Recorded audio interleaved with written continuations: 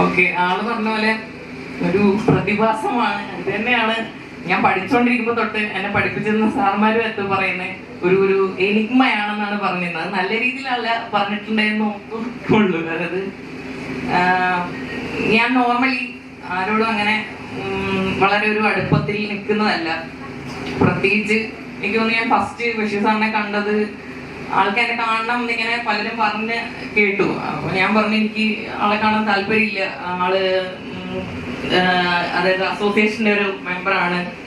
ആ സമയത്ത് BBA ഒക്കെ അറിയപ്പെട്ടിരുന്നത് ബഷീറിന്റെ അസോസിയേഷനായിരുന്നു.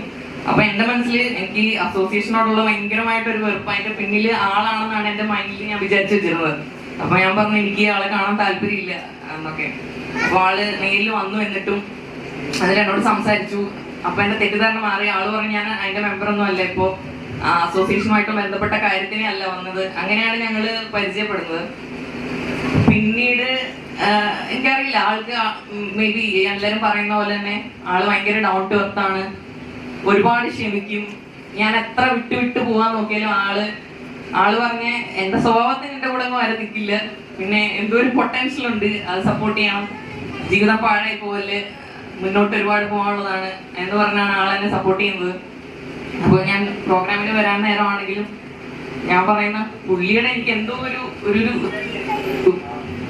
ഓക്കെ അല്ലേ, എന്തോ ഒരു എന്താ പറയാ, നമുക്കൊരു പിതൃതുല്യമായ ഒരു സ്നേഹമുണ്ട്.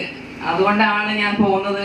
ഇല്ലെന്നുണ്ടെങ്കിൽ എനിക്ക് ഇങ്ങനെയുള്ള കാര്യങ്ങളൊക്കെ, പ്രത്യേകിച്ച് ഒരുപാട് ആൾക്കാർ, ഇത്രയും വലിയ ആൾക്കാരുടെ ഇടയിൽ ഞാൻ വന്ന് സൈഡ് പീസ് ആയി പോകും. അതുകൊണ്ട് എനിക്ക് അങ്ങനെയുള്ളതൊക്കെ ഭയങ്കര മടിയാ. പിന്നെ ആള് വിളിച്ചോണ്ട് ഞാൻ വന്നു.